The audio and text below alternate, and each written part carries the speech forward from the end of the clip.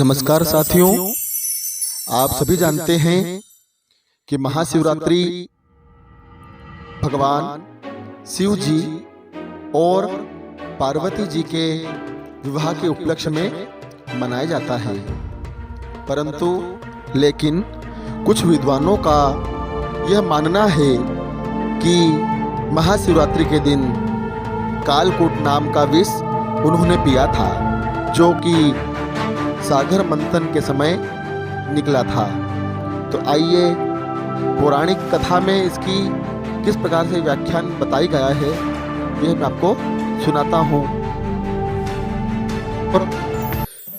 शिव पुराण के अंदर एक शिकारी से जुड़ी हुई कथा है, तो वो कथा मैं आपको सुनाता हूँ। इस कथा के अनुसार पुरातन काल में एक शिकारी था जिसका नाम चित्रभानु था। यह एक दिन शिकारी एक साहूकार का कर्ज बन गया था।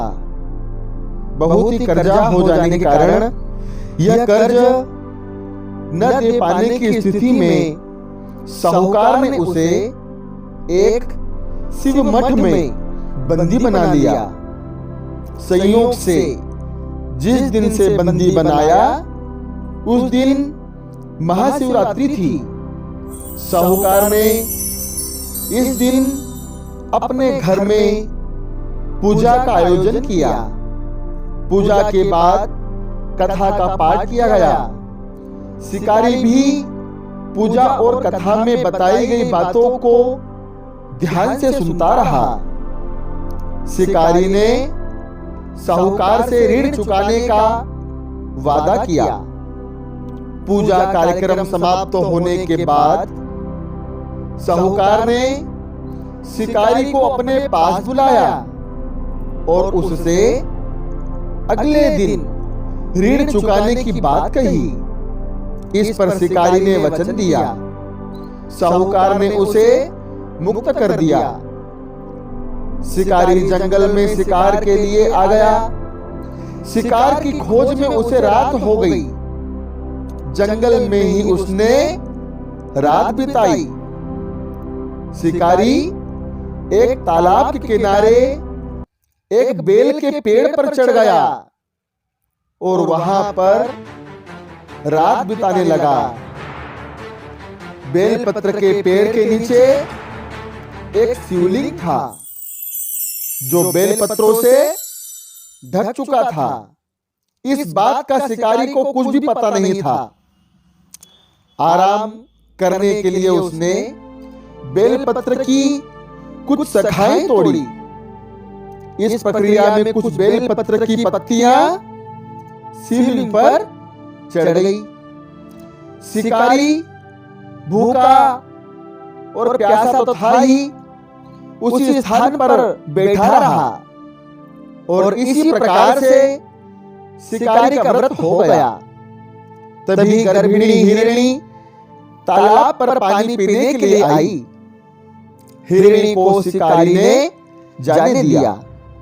शिकारी ने धनुष पर तीर चढ़ाकर हिरणी को मारने की जैसे ही कोशिश की, वैसे ही हिरणी बोली, मैं गर्भ से हूं, शीघ्र ही बच्चे को जन्म दूंगी। तुम एक साथ दो जीवों की हत्या करोगे, यह उचित नहीं होगा।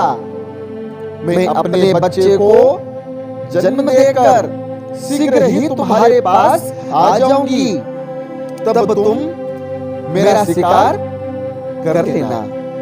शिकारी ने तीर वापस ले लिया। हिरणी भी वहां से चली गई। धनुष रखने में कुछ बिल्व पत्र पुनः टूटकर शिवलिंग पर गिर गए। इस प्रकार उससे अनजाने में ही प्रथम प्रहर का पूजा सफल हो गई। कुछ देर के बाद एक और हिरणी उधर से निकली। पास आने पर शिकारी ने तुरंत ही धनुष पर तीर चढ़ाकर निशाना साधा।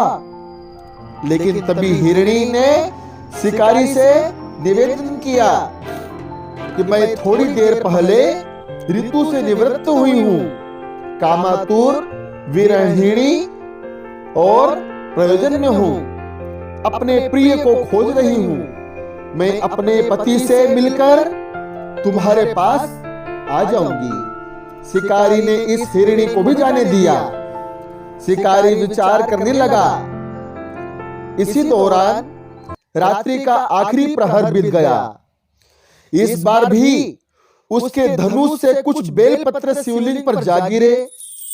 इस प्रकार उसके द्वारा दूसरे प्रहर की पूजन भी सफल हो गई। इसके बाद तीसरी हिरणी दिखाई दी, जो अपने बच्चों के साथ उधर से गुजर रही थी। शिकारी ने धनुष उठाकर निशाना साधा।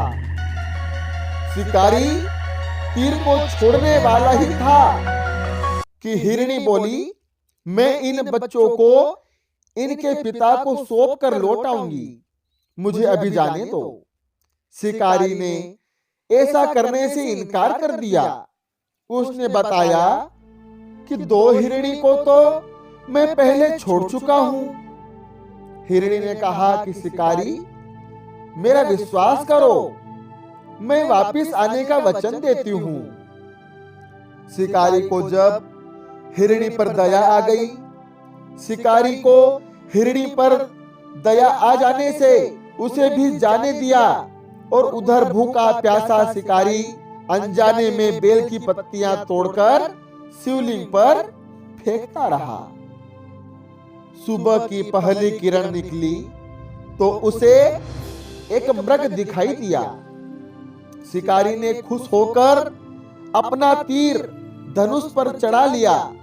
तभी मृग ने दुखी होकर शिकारी से कहा, यदि तुमने मुझसे पूर्व आने वाली 3 हिरणियों और बच्चों को मार डाला है तो मुझे भी मार दो, देर न करो, क्योंकि मैं यह दुख सहन नहीं कर सकता।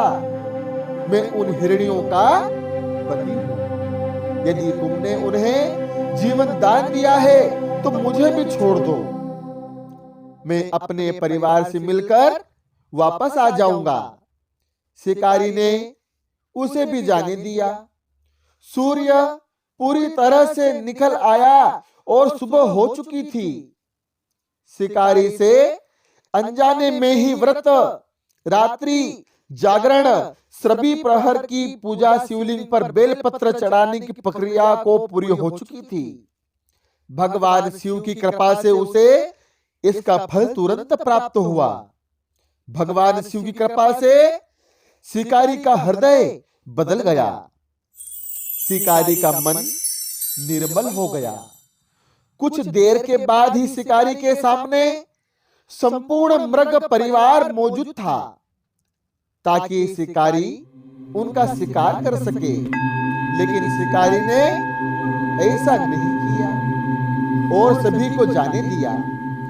महाशिवरात्रि के दिन शिकारी द्वारा पूजन की विधि पूर्ण करने के कारण उसे मोक्ष प्राप्त हुआ।